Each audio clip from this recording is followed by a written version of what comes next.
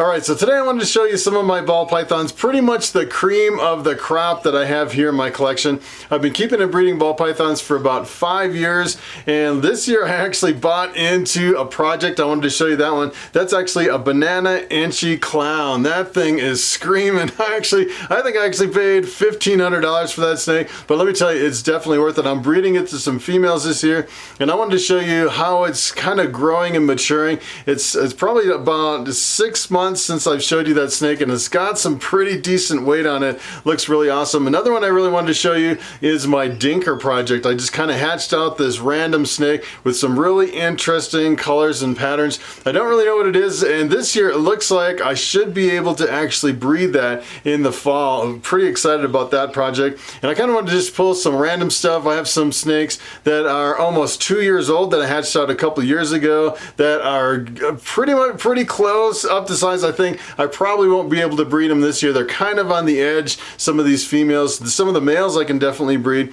but the females, usually they have to be about 3 years old and at least 1,500 grams in order to breed them. So I just kind of wanted to pull some random snakes and show you some of my awesome ball pythons. Alright, so here is the first snake I want to show you. Take a look at this beauty. This is a banana inchy clown, and it's kind of interesting. When I first started in ball pythons, these did not even exist, and as a matter of fact, when I first started, I was looking at some of the clown stuff, and just the standalone clown doesn't really look that impressive, and then when you start mixing it with combos, you get combos like you've never seen before. This one is really awesome, and look at the head on this guy. If I can kind of show you the head, it's really awesome pattern on the head, and it's kind of weird. He has the head shape on this one seems like it's kind of an unusual shape as far as the head. He's kind of has a weird looking, kind of a different shape on the head, and he almost looks like he's so comical. He's just, I don't know, it's like a cuter head or something than a regular ball python. Just looks really interesting.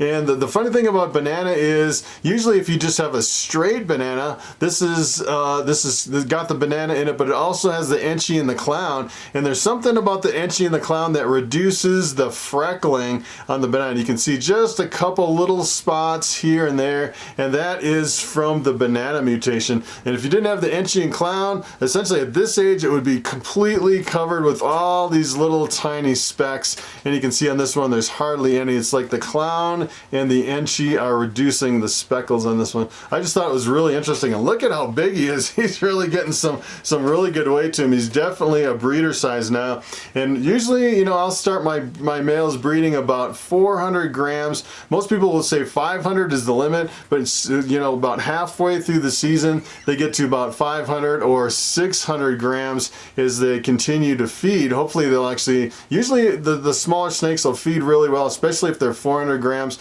especially if they have clown in the mix. For some reason clowns are really good eaters. This guy is a really awesome snake.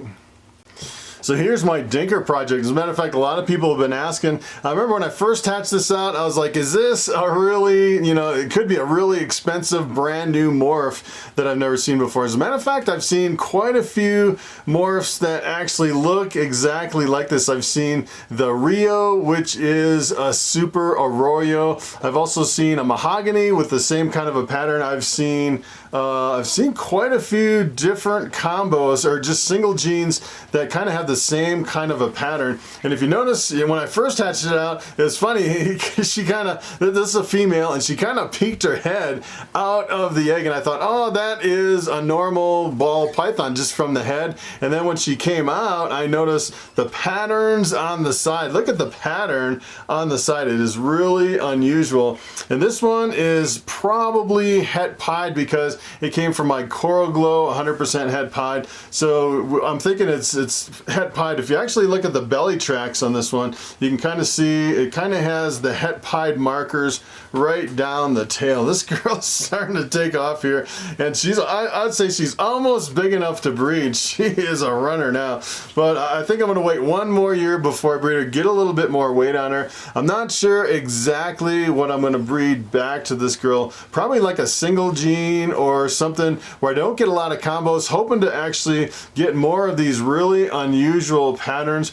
Another one, I was kind of thinking, you know, I've actually seen some other snakes that look like this that people say they're different genes. Maybe get one of those and breed it back to this and see if we can produce some kind of a super or something like that. Either that or kind of research the lookalikes and then see what really is dramatic when you mix it with this, and then maybe either breed that or buy into a different project, mix it with this, and see if I can prove out exactly what's in here. But I just thought it was a really interesting looking snake, one of my more exciting dinker projects.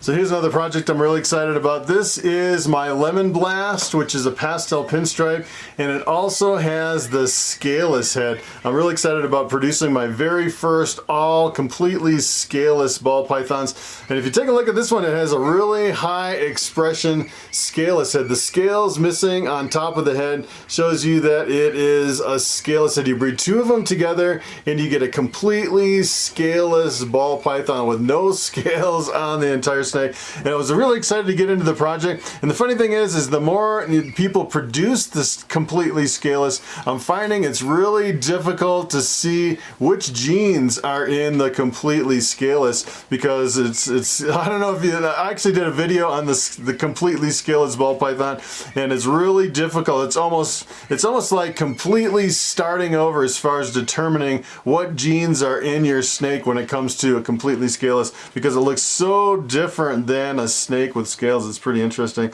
And this one, it's funny, even with one copy of the scaleless head, the snake feels completely different. It almost has like little like instead of scales, it's almost like little bumps or something like that. It's really interesting. Changes the texture of the snake, and it also brings out a slightly different color than a regular Lemon Blast. Looks a little bit different. And I'd say with one copy of the scaleless head, a lot of times you get a lot brighter of a color coming out of the snake. It's really interesting morph. Just the scaleless head by itself without producing the super, I think it's pretty awesome.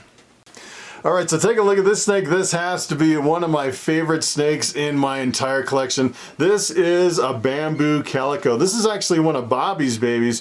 And it's interesting, if you look at Bobby, the one I usually have on my neck at the beginning of the videos, he has quite a bit of white up the sides, and then you add the calico, and the calico brings even more white up the sides of the snake. Really awesome combo. And I'd say Bobby is probably my favorite snake, and then probably the Banana Inchy Clown's my number 2. This one has to be like number 3. Really awesome snake. As a matter of fact, I produced another one just like this, but it had pastel in it, and it actually had a lot more yellow up on the sides versus the bright white. I can't decide which one I like better. I think I like them both probably just about as much. As a matter of fact, I'm breeding this one to a big female Lemon Blast, so I'll actually be able to reproduce that pastel calico bamboo if I hit the odds right. And I might actually throw some pinstripe in there too, which would make for a really awesome combo. Alright, so I wanted to show you what a coral glow looks like as an adult and in a deep shed. As a matter of fact, this one got really gray, the eyes got really gray, and it's just clearing up. You can see the eyes are clearing up a little bit, and it's getting ready to shed, I'd say probably any day now. And this is essentially where all my coral glow offspring have come from. And you can definitely tell on this one, without the banana and the inchy, you can definitely see all the freckling coming in on this one. As a matter of fact, the Banana Inchy Clown, the banana is essentially the exact same thing as the coral glow. A lot of people just say it's a different line of the same gene. Some people say it's exactly the same. Some people say there's slight differences between the genes as far as the intensity of the color. And for some reason, it seems like this line of coral glow is really super bright and intense when it's young compared to most bananas. It seems like it's a more intense line. And then as they mature, they kind of fade out a little bit. You can definitely tell in this one, it is faded out a lot. It's really super faded out. It's a little bit brighter when it actually sheds out, but I'd say this is pretty much what an adult looks like, completely different than the offspring. All right, so take a look at this girl. There's a lot of people that have commented under my videos and they're like, I miss seeing Queen Tut. And this girl, we named him Queen Tut. As a matter of fact, when this hatched out, I named him King Tut and then realized I had the genders wrong. This is actually Queen Tut. And this is actually one of Bobby's babies. This is a lemon blast with the bamboo. So it's a pastel pinstripe bamboo. This is what you get. And as a matter of fact, if I bred that last one, to my lemon blast, I'll get this with some calico on the sides. And this snake is kind of interesting because when it was really small, it was almost like a really bright metallic color. It looked really interesting. And as grown up, it still keeps some of the metallic color, but doesn't look as kind of fake like it used to when it was small. And we actually call it King Tut, and we actually renamed it to Queen Tut because it has these hieroglyphs. If you look, it has like a little reindeer right here, and if you kind of look, it has like birds and all kinds of weird little patterns. It looks like hieroglyphics right down the top of the snake. Really interesting kind of a pattern on the back of the snake. That's why we called it Queen Tut.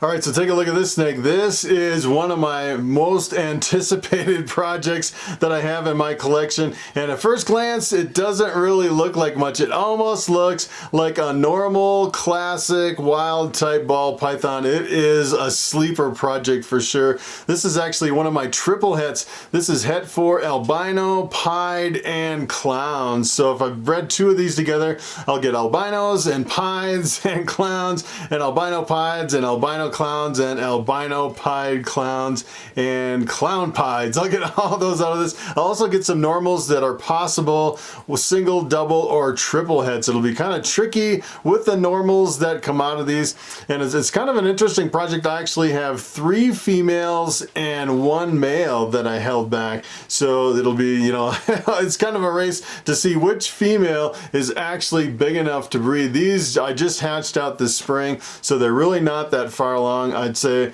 my male might be ready to breed at some point, but I'm not sure I'm going to breed them until these females are ready. Probably another 2 to 3 years before this project really kicks off. But you know, with 3 females and I'm producing, you know, 6 eggs a piece, I could have like 20 eggs, and it'll just be like, you know, like Easter, opening up the eggs and trying to figure out what is coming out of these. And if I actually hit the triple recessive, the albino pied clown visual, probably what I'll do is I'll breed it back to something like either an axanthic or something else, and then get the quadruple heads and then kind of continue the project that way. So that is a really awesome project.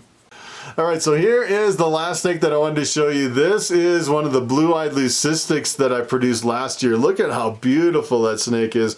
And believe it or not, this is actually one of Bobby's babies. I took Bobby, who is a bamboo, and I bred it with a female Lessor and got both genes in this snake. This is a bamboo Lessor. And if I take this and I breed it to something else, half the offspring come out as bamboo, half come out as Lessor. And the interesting thing about this is some people have commented on the eye color of blue-eyed leucistics, kind of breeding to get the most impressive eye color. And this one has a really unique eye color for a blue-eyed leucistic. It almost looks like a slate, kind of a grayish blue kind of an eye. If you can actually get that eye on camera there, it's a really interesting eye color on this blue-eyed leucistic. Really kind of unique. Some of them are bright blue, some of them are really dark with just a hint of blue, and this one is kind of like a steel gray kind of a blue color. Really interesting snake. It has just a little bit of yellow right down the top of the snake, which is really awesome. Really awesome combo. This is actually a male. I'm breeding this to quite a few snakes this year, hoping for some really awesome bamboos and Lessors. All right, so it is time for the question of the day. And Jen Exotics asks, what information do you track and how do you track it? And that is a very good question. As a matter of fact, when I first started out in ball pythons about 5 years ago, I used to track absolutely everything. When the snake was shedding, when they went to the bathroom and all that. And I found out after, you know, a couple of years, I had all this information in binders, in notebooks that I never used and I never went back to. And let me tell you, if you're tracking information, you definitely only want to track the information that you're actually going to use. Otherwise, you're just just kind of spinning your wheels, kind of wasting time tracking info that doesn't really matter if you track it or not. And essentially what I do now is I just track a bare minimum amount of information. Here's one of the things that's kind of my more recent development, and that is my feeding cards. These are my feeding cards that I put on my tubs. And essentially what I did is I bought this card, this kind of a 3x5, just a straight blue 3x5 card on Amazon, and then I just made this up in Excel, and then kind of made all the, you can actually see the whole year at a glance and when they've been eating. And it's kind of nice to actually just look at the snake, and if it's kind of at the end of the year, you can kind of look, oh, the snake hasn't eaten for months. Maybe I should spend a little more time trying to get the snake to eat, maybe change the type of food or the approach on how I'm actually feeding that snake to get it to eat. And let me tell you, when it comes to ball pythons, they can go off of food for months at a time, and it's no big deal at all. You definitely want to make sure they have water. So every few days I go through and make sure there's fresh water in all my snakes. And as far as everything else, as far as the bedding for the snakes, I don't really track it like on any kind of a system where I actually write it down. I just kind of look at the calendar, and if it's close to the first of the month, I go through and change all the coconut husk in all my snakes, change it out once a month. And as far as the rats and the mice, you have to really stay on top of that. I'd say you probably can't go more than a week, even at a really low population density in your rats and mice. And essentially what I do is every day or every other day I come down and I'll just change like a few levels of, of the kind of in the rodent racks, just a few tubs. I'd say maybe 6 to 9 tubs usually at a time. And I just come down here and crank the music, and for about half hour, 45 minutes, I just go through and change some of the bedding on the rats and the mice. You definitely have to stay on top of that. And the food for the rats and the mice, I check that maybe every 4 or 5 days, maybe every other time that I'm cleaning. You can put a lot of food in these racks. Actually, you can probably almost put 2 weeks of food in these ARS racks for the rodents. And the only thing I really track, like really intensely, I would say, and that is my breeding records. You definitely want to keep track of, essentially what I do is I make a whole schedule of which snakes I'm going to pair to the females, so all the males and the females.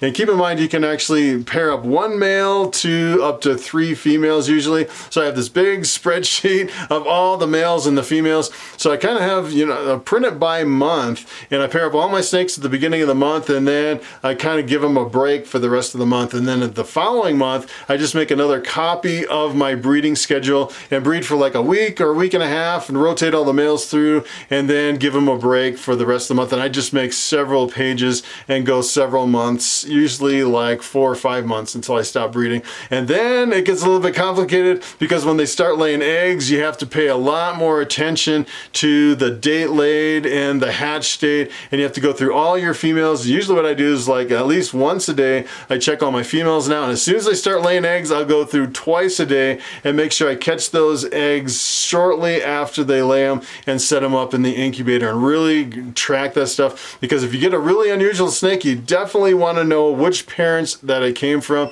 And if you're selling snakes, a lot of people actually want to know the birthday of their snake so they can celebrate the birthday of their hatchling. So that is pretty much it. Thanks for watching, and I will see you in the next video.